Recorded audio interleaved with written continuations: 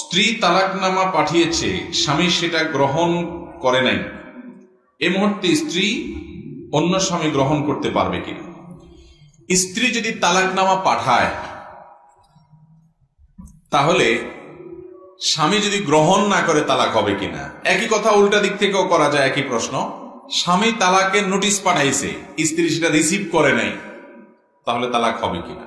এর উত্তর হলো, তালাক যদি শরিয়ার নিয়ম অনুযায়ী প্রয়োগ করা হয় তাহলে অপরপক্ষ গ্রহণ করছে কি করে নাই এটার উপরে শরিয়ার দৃষ্টিকোণ থেকে তালাক পতিত হওয়া নির্ভর করে না।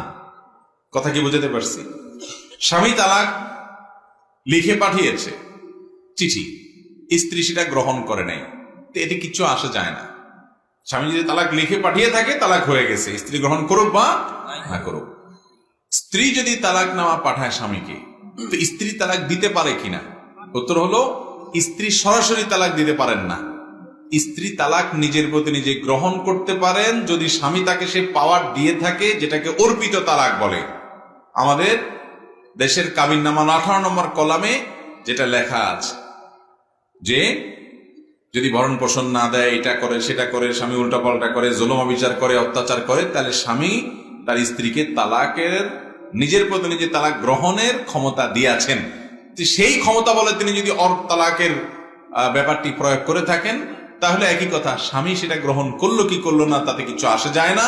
সঠিক নিয়মে হলে অর্পিত তালাক দিয়েও তালাক হতে পারে, কিন্তু বেশিরভাগ ক্ষেত্রে মহিলারা স্বামীকে তালাক দেয়, বলে আমি তোমাকে 1 তালাক 2 তালাক দিলাম। এভাবে তালাক দিলে কোনোদিনই তালাক হবে, কারণ স্বামী তালাক পতিত হওয়ার ক্ষেত্র না। কথা কি বুঝতে পারছি? তো এই জন্য তালাকের মাসআলাগুলো বড় স্পর্শকাতর। এটা দিয়ে ফেললে ফেরত নেওয়া কঠিন হয়ে যায়।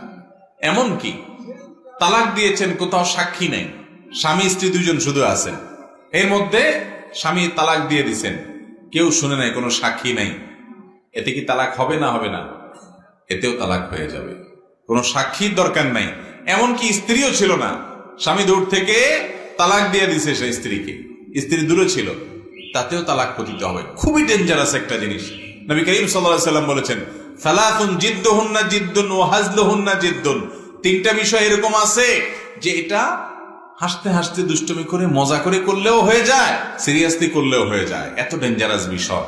এই জন্য আমি সবসময় বলি, যারা বিয়ে করেছেন, যারা ভবিষ্যতে বিয়ে করবেন, সবাই কান খাড়া করে শুনে রাখেন, খবরদার স্ত্রীর সাথে যত গন্ডগোল হোক, যত ফাসাদ হোক, যত মনোমালিন্য হোক, যত ঝামেলা হোক, আর যা করেন না করেন, আল্লাহর ওয়াস্তে হুটহাট করে তালাক কথাটা বলবেন